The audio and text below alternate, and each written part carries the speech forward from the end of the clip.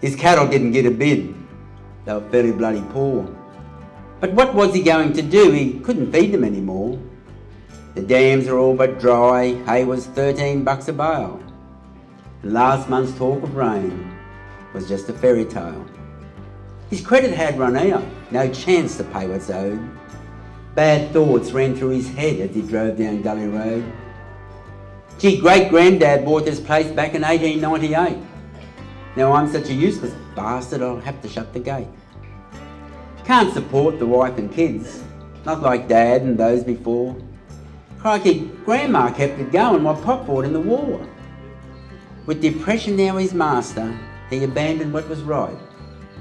There's no place in life for failures. He'd end it all tonight. But there were still some things to do.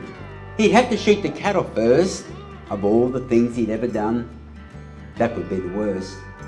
He'd have a shower, watch the news, then they'd all sit down for tea, read his kids a bedtime story, watch some more TV, kiss his wife goodnight, say he was off to shoot some roos, then in a paddock far away, he'd blow away the blues.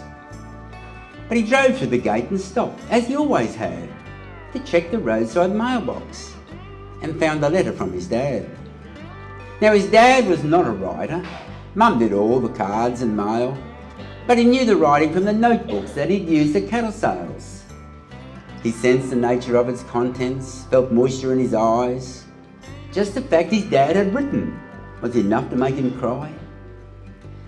Son, I know it's bloody tough.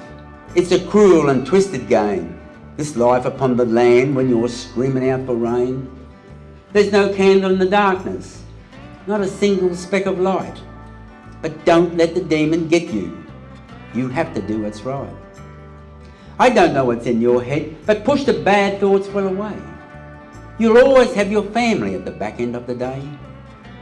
You have to talk to someone, and yes, I know I rarely did, but you have to think about Fiona and think about the kids. I'm worried about you, son. You haven't rung for quite a while. I know the road you're on, 'cause I've walked every bloody mile. The date December 7th back in 1983. Behind the shed I had the shotgun, rested in the brigalow tree. See, I borrowed way too much to buy the Johnson place, and then it didn't rain for years, and we got bombed by interest rates. The bank was at the door, I didn't think I had a choice. I began to squeeze the trigger. That's when I heard your voice. You said, "Oh, where are you, Daddy? It's time to play our game. I've got squatter all set up. We might get general rain." It really was that close, son. You're the one that stopped me. And you're the one that taught me there's no answer in a gun.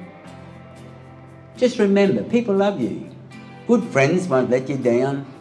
Look, you might have to swallow pride and take that job in town. Just till things come good, son, you've always got a choice. And when you get this letter, ring me, 'cause I'd love to hear your voice. Well, he cried and laughed and shook his head and put his truck in gear. Then he closed his eyes and he hugged his dad in a vision that was clear. He dropped the cattle at the yards, put his truck away, then filled the troughs the best he could and fed his last 10 bales of hay. Then he strode towards the homestead, shoulders back and head held high. He still knew the road was tough, but there was purpose in his eye. He called his wife and children, who had lived through all his pain. Hugs said more than words. He'd come back to them again. They talked of silver linings, how good times always followed bad. He walked towards the phone, picked it up and rang his dad. And while the kids set up the squatter, he hugged his wife again. Then they heard the roll of thunder and they smelt the smell of rain. Thank you very much. That's Murray Harton.